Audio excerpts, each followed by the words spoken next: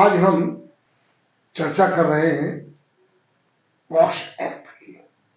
महत्वपूर्ण एक्ट है, हम इस पर चर्चा करेंगे। पर उससे पहले हम अपने श्रोताओं से, हमारे देखने वालों से मैं ये कहूँगा कि अगर कार्यक्रम आपको पसंद आए उसको लाइक कीजिए, शेयर कीजिए, कमेंट कीजिए, फॉरवर्ड कीजिए, सब्सक्राइब कीजिए। हमारे साथ आज स्टूडियो में सीमा जोशी जी हैं, जो प्रोफेशन से वकील हैं, एडवोकेट हैं, प्रो बोनो काम करती हैं, पॉपुलर कॉजेज के लिए, महिलाओं के लिए जो कमजोर हैं, जो मजलूम हैं, उनके लिए खड़ी होती हैं।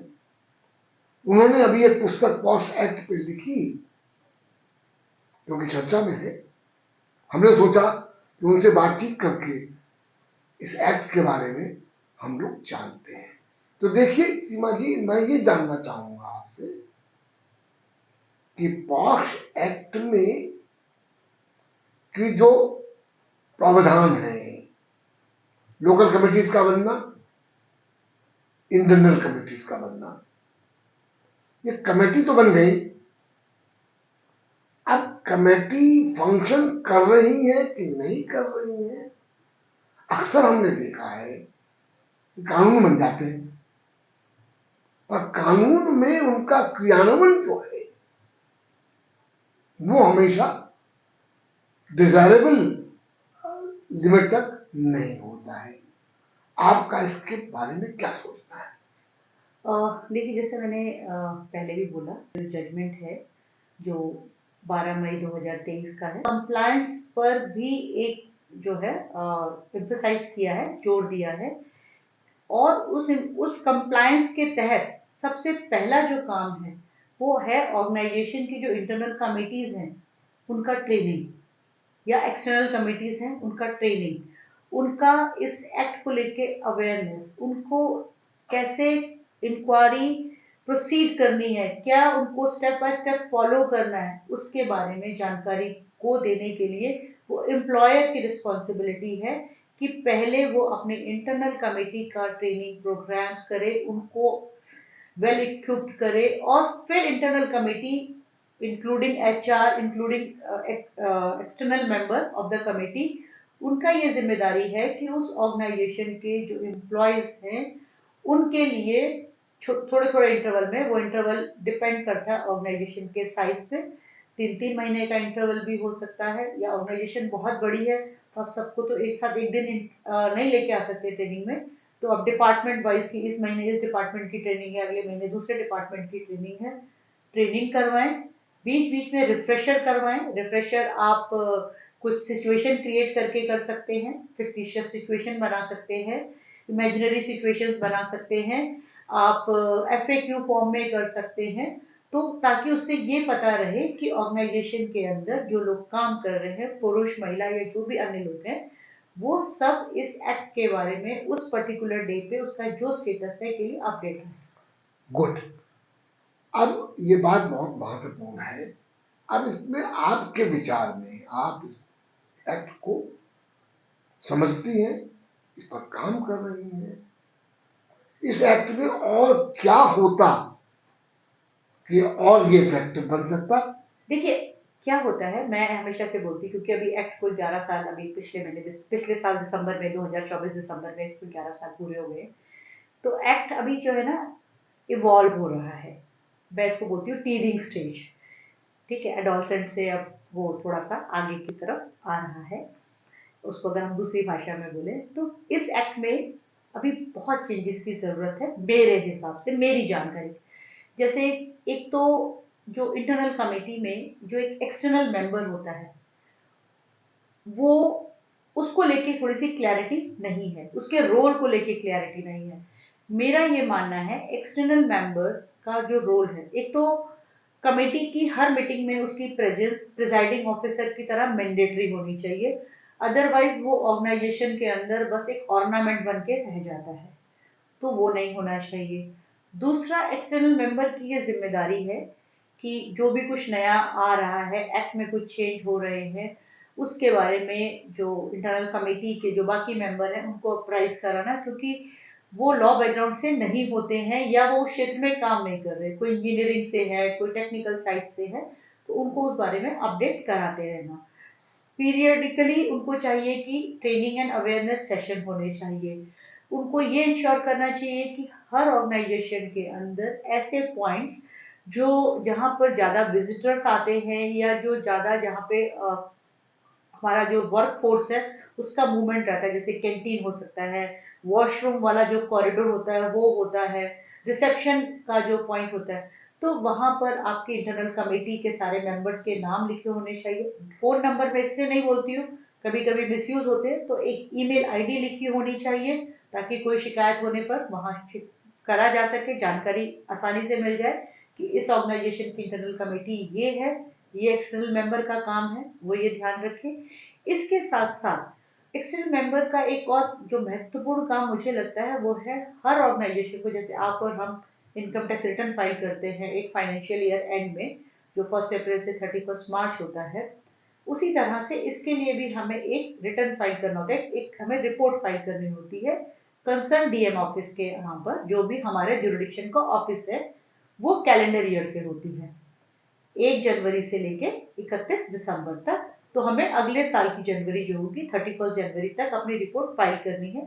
हमारी ऑर्गेनाइजेशन में कितने लोग हैं, कितने पुरुष हैं, कितने महिलाएं हैं, क्या कंप्लेंट आई, अगर नहीं आई तो बहुत अच्छी बात है, आई तो उनका नेचर क्या था, कितनी रिजॉल्व हुई, कितनी अनरिजॉल्व है, अगर अनरिजॉल्व है तो क्यों अनरिजॉल्व है, उस सब का ब्यौरा हमें अपने कंसर्न डीएम ऑफिस को देना पड़ता है।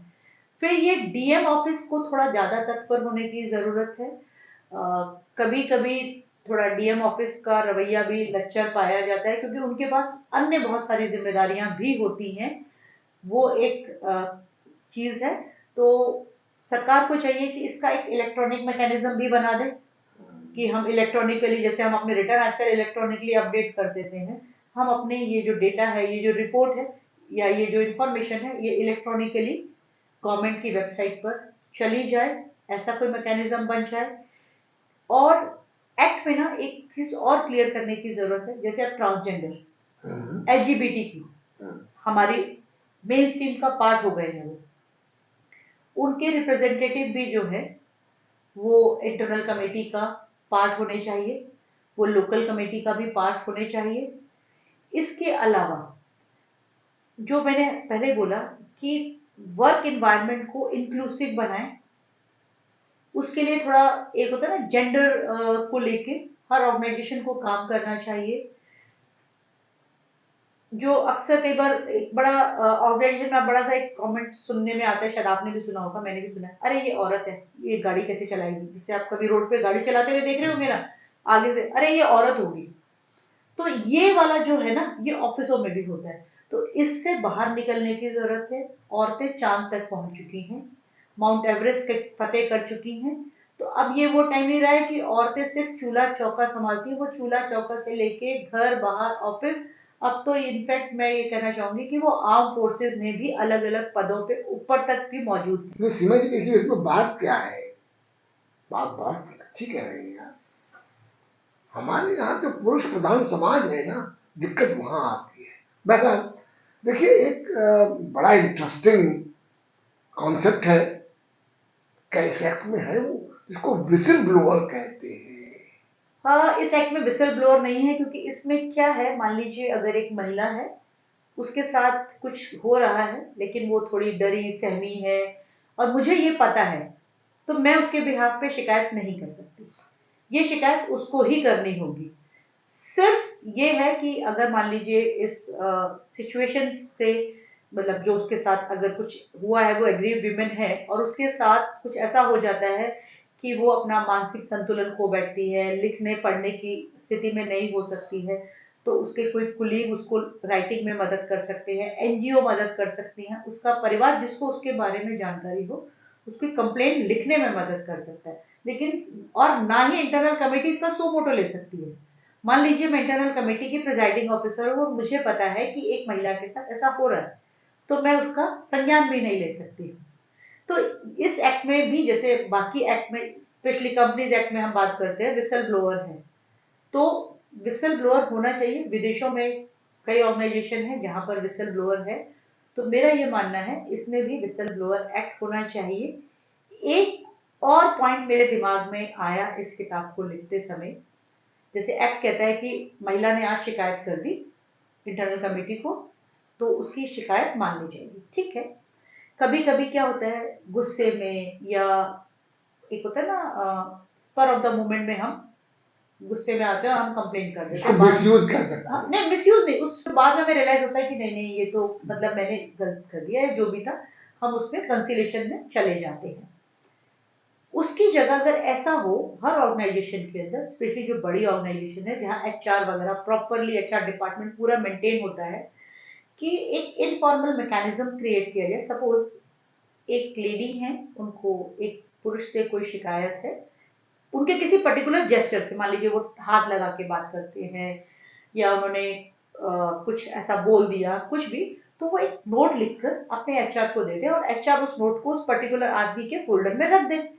अब अगर सिमिलर आदमी के लिए पूरे साल भर में अलग अलग महिलाओं से 10-15 कंप्लेंट्स आई हैं या उसी महिला से बार बार कंप्लेंट्स आ रही हैं, तो फिर at the time of appraisal HR बोल सकता है कि देखिए आपके खिलाफ ये शिकायतें आई हैं, व्हाट यू वांट टू से, दैट्स अ वन थिंग। और उसी बीच में अगर इंटरनल कमेटी में उस इंसान के खिलाफ कोई शिकायत चली जाती है, तो इंटरनल कमेटी के पास भी एक एविडेंस होता है कि देखिए भैया आपके खिलाफ ऑर्गेनाइजेशन की अलग अलग महिलाओं से इस तरह की 5, 10, 15, 25 कंप्लेंट है ऑलरेडी है, it means you are habitual to do this. तो इससे क्या होगा कि थोड़ा ट्रांसपेरेंट हो जाएगा, क्योंकि ऑफिस का हर हिस्से में सीसीटीवी नहीं होता है, कुछ ब्लैक स्पॉट होते हैं, तो उसको कैसे कवर करेंगे। तो जैसे हर एक्ट का मिसयूज होता है, इस एक्ट का भी मिसयूज होता है। अच्छे सवाल है, आपने बहुत प्रकाश डाला। मेरे दिमाग में एक बात उठती है कि हमारा देश जो है वो अभी आर्थिक प्रगति कर रहा है, तो आर्थिक प्रगति के लिए ये एक्ट क्यों जरूरी है, इस पर कुछ बात आप करना चाहेंगी? देखिए, आज आपने बोला आर्थिक प्रगति, आज महिलाएं काम कर रही हैं, पैसा कमा रही हैं, अपने घर में, अपने परिवार में, अपने समाज में और इस देश में सब तरह से उसका कंट्रीब्यूशन है। मान लीजिए आप अर्न करते हैं तो आप टैक्स पे कर रहे हैं, चाहे वो जीएसटी की फॉर्म में हो, डायरेक्ट फॉर्म में हो, इनडायरेक्ट फॉर्म में, तो वो कंट्रीब्यूशन समाज में जा रहा है, देश में जा रहा है, देश की अर्थव्यवस्था बढ़ रही है। 50% ऑफ द विमेन जो पॉपुलेशन है वो, मतलब मैं ये मान के चलती देश की आधी आबादी महिलाएं हैं, और उस आधी आबादी में से भी आधी से अधिक है। हाँ 60-70% वीमेन ऐसी हैं जो फुल टाइम अलग अलग तरह के काम करती हैं। उनमें से कुछ ऐसी हैं जो पार्ट टाइम काम करती हैं या जो असाइनमेंट टू असाइनमेंट बेसिस पर काम करती हैं, और फिर कुछ सेक्शन घरेलू महिला का होता है। लेकिन वही वाली बात आपने जो से बोला, हमारे यहाँ घरेलू महिला जो है उसको, उसकी अगर आय को जीडीपी में जोड़ दिया जाए, उसकी आय का अगर कैलकुलेशन कर दिया जाए, तो मेरे ख्याल से भारत से ज्यादा अमीर कोई देश नहीं होगा। क्योंकि आप एक काम करने के लिए, एक महिला, मान लीजिए मैं एक कामकाजी महिला हूँ, मैं इतना कमाती हूँ या मेरे को इतनी तनख्वाह मिलती है, ये तो तय है, लेकिन मैं घर में 24 घंटे 24/7 मल्टीप्लाइड बाय 365 डेज में काम करती हूँ। मेरा कोई संडे नहीं है, कोई होली नहीं है, कोई दिवाली नहीं है। इसके अलावा मैं बीमार हूँ फिर भी मैं अपने परिवार के लिए खाना बना रही हूँ, मेरे घर में मेहमान आ गए मैं उनके लिए भी काम कर रही हूँ, घर में बच्चे बड़े बूढ़े बीमार सबकी देखभाल कर रही हूँ, कपड़े भी धो रही हूँ, चाहे मशीन में धो रही हूँ, खाना भी बना रही हूँ, अपना भी काम कर रही हूँ। अगर उन सबका आज हम सोचे कि 3,000 रुपये झाड़ू पोछे वाली लेती है, 3,000 रुपये बर्तन धोने वाली लेती है, सफाई वाली लेती है, खाना वाली, तो पता चला कि मेरी ही जो है मंथली सैलरी अगर मैं घर के काम से निकालूं तो 25-30,000 40,000 रुपये depend on the area locality हो जाएगा, और इससे ज्यादा भी हो सकता है।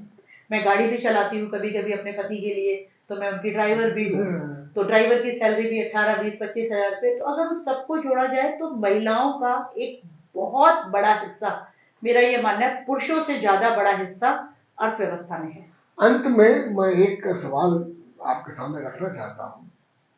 आज nature of work he change हो रहा है। कोविड के बाद तो ये जो एक नया कॉन्सेप्ट है ना, वर्क फ्रॉम होम, अब इसमें वर्क फ्रॉम होम में क्या ये पॉश एक्ट लागू होता है?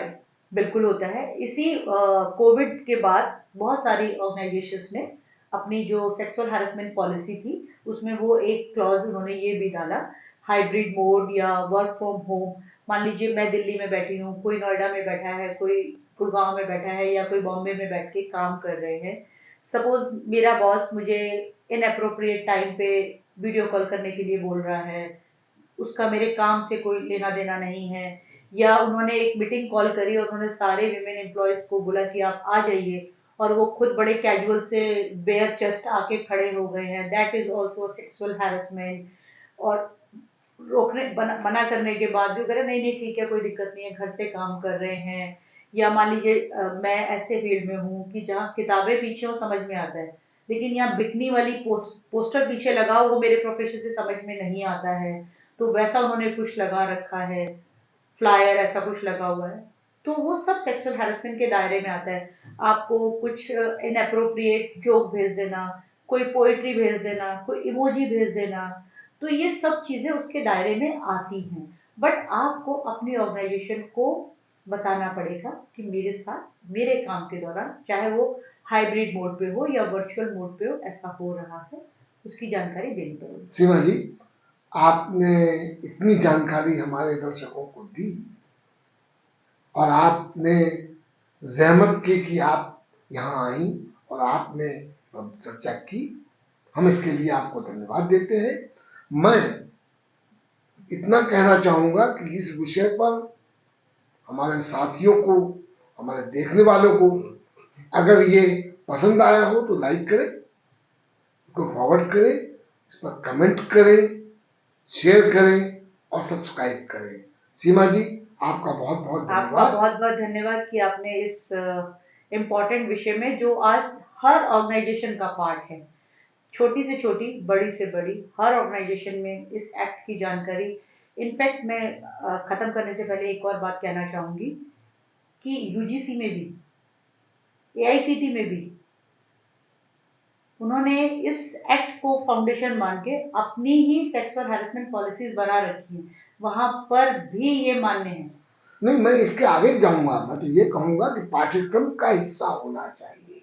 बिल्कुल होना चाहिए, स्पेशली 11th-12th की क्लास, क्योंकि जब हम 17 साल और 18 साल में एंटर कर रहे होते हैं, जब हम कॉलेज जाते हैं, तो हमें ये पता होना चाहिए, क्योंकि 18 से नीचे है अगर कुछ हो रहा है तो वो पॉक्सो में चला जाता है, लेकिन 18 से बाद वाला कुछ है जो इस तरह का है वो पॉश है। अगर कॉलेज में भी हो रहा है तो कॉलेज की भी एक पॉश कमेटी होती है, उसमें स्टूडेंट रिप्रेजेंटेटिव भी होते हैं। मुझे उम्मीद है कि हमारे जो सुनने वाले हैं वो सरकार पर दबाव डालेंगे, इस पर एक सोच पैदा करेंगे कि हमारे जो कर्ता धर्ता हैं, जिनको हम राजनीतिक दल हैं, हमारी सरकारें हैं, लॉ कमीशन है, इसको सुनेंगे और हमारे द्वारा चर्चा किए हुए बिंदुओं को संज्ञान देते हुए इस पर आगे काम करेंगे।